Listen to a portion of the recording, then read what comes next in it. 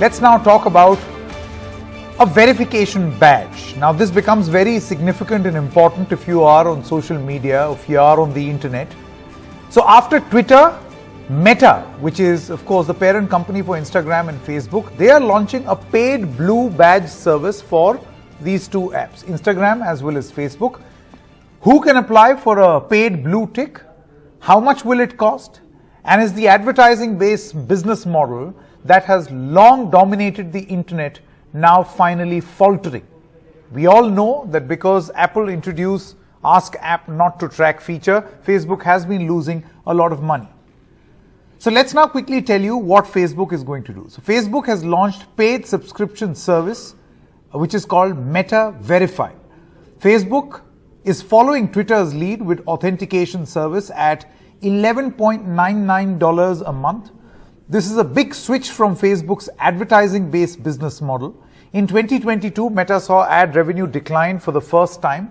Mark Zuckerberg said that the feature is to increase security across services. Meta Verified will roll out in Australia, New Zealand this week, and then it will go to other countries. For instance, it will come to the USA and other countries later. Subscribers will be verified via government ID and get protection against any impersonation. Facebook also says that the feature is aimed at content creators to boost presence. There is no clarity on affordability of $12 plan in cash-based economies or poorer nations. A similar feature on Twitter faced backlash. We all clearly remember how God has had his own Twitter handle. In fact, companies, they masqueraded and pretended as a company using that feature, and it led to a huge loss. It was briefly suspended and then relaunched. So how effective is this new model, and is it necessarily good? What are the pros and cons of paid verifications? Let's put this to a short discussion. Manish Maheshwari is the ex-head of Twitter India. We also have Vivaan Sharan, partner of Kuan Advisory and expert of technology, public policy as well as market. I would like to begin with you, Mr. Maheshwari. How do you look at this new arrangement, which after Twitter now even Meta wants to present? Yeah. No, I think it's an interesting development. And let's look at the pros and cons of it. On the pros, I think there are two clear pros.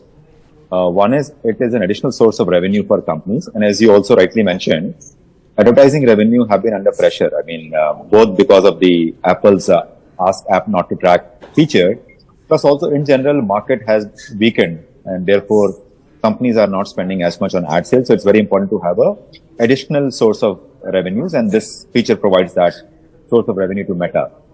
The second pro of this thing is that it allows a verification process so that people can prove that they are authentic and they are who they are. And I think they have a government ID based verification process.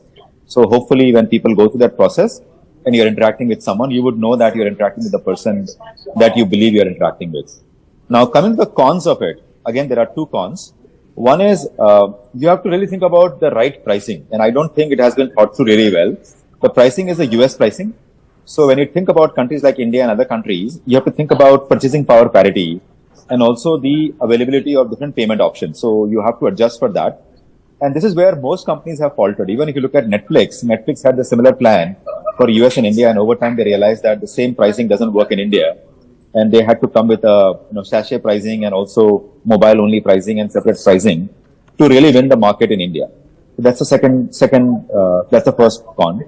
The second thing is, when you allow people to get verified simply based on a government ID and on the ability to pay, then the whole concept of notability goes away. Because earlier, verification was not only about authenticity, it was also about notability, that, someone who is really notable is the one who is verified. So if everyone is verified based on ID and based on the paying capacity, then how do you decide who is notable?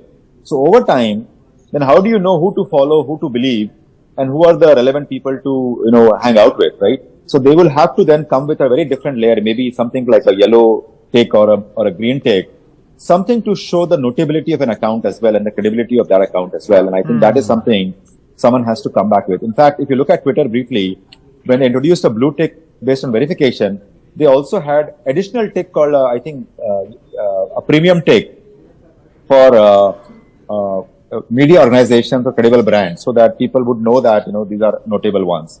So it will that has to be thought through as well. And I think we might see those details coming from Facebook or Meta part as well. Yeah. And I think on the Twitter side, I think they did not think through it, so they had to suspend it for some time. Exactly. And now they are relaunching it with a lot of thinking and consideration. So in a way, in a way, it seems that Meta is learning from Twitter's mistakes. But the point is affordability. As a plan, Vivan, what do you think? I mean, does this make sense as we go along to remove the fakes from the real and generally, I mean, creating a better environment? But I mean, what according to you will be the cons?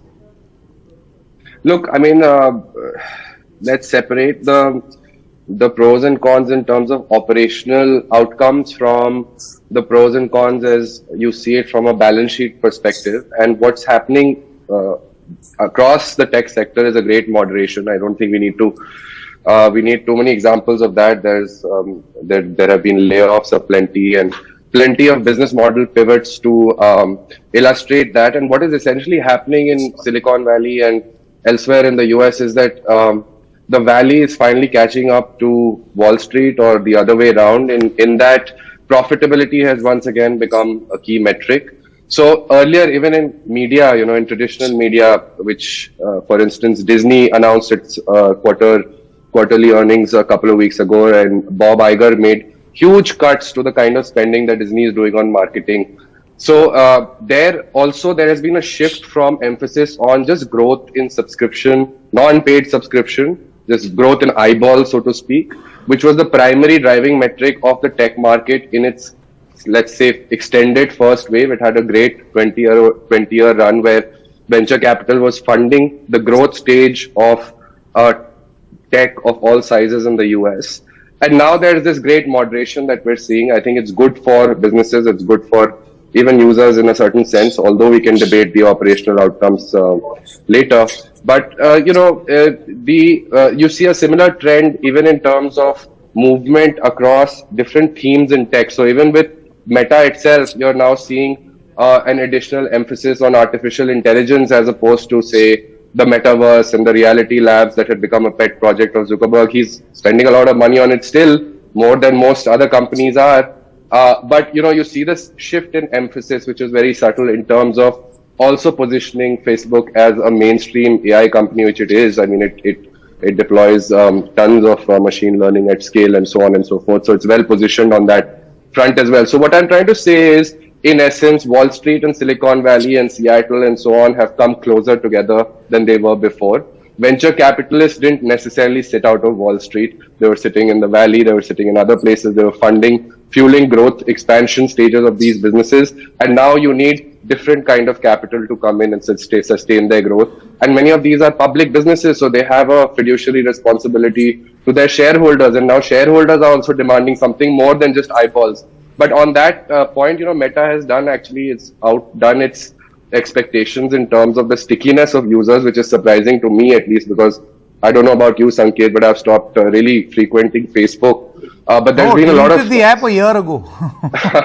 So there's been a lot of stickiness of users, which has actually been an interesting contra indicator in a sense to what we all thought sitting here in India. And there are about 2 billion, daily active users on Meta, which is immense. But there is this contrary revenue pressure because of advertising falling and wanting more conversions and so on and so forth. So what do you do when these trends sort of align? And I think one answer is that you have to drive paid subscription somehow. The outcome of that, of course, is a very confusing one, which we can debate. And there's also local rules that we have to contend with around verification.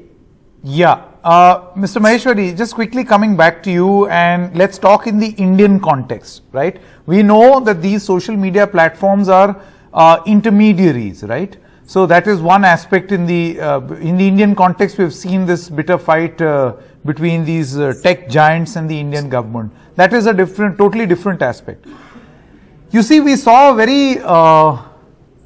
very weird version of implementation of this blue tick for all, where anyone could become anyone and wreak havoc. So do you feel that social media, generally, there's so much commentary on the toxicity the notoriety of these platforms in being able to use your own data to make you the product, do you feel that there will be a greater degree of sanitization from here on? That since you're paying for the service, you can expect some maturity from the platform? Yeah, but what will happen is that there will be two sets of people, one who would get authenticated or verified and will pay for it. And then there will be other people who will not pay for it and will be served the way they will probably get more ads to see. And typically that's called a freemium model. So 10% will pay and the remaining 90% would be free. So yes, I mean, among the people who are verified and who are paying, probably you'll see a lot more sanity because they have their name out there and they will lose anonymity. But the remaining 90% people who are anonymous and who have any handle they want, I don't see any impact on those people. And anonymity drives or allows people to do whatever they want to do online. So it also allows them to be free, speak freely and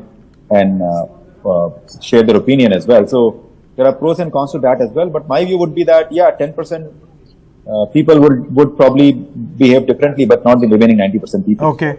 Yeah, very quickly, Vivan, your views on this. Basically, can an effort like this clean up some amount of toxicity, the notoriety that these platforms are known for? No, I mean, I think Manish makes an important point in that do we desire even a digital market or information society where there is differential quality of service to users of such large platforms that have almost a utility-like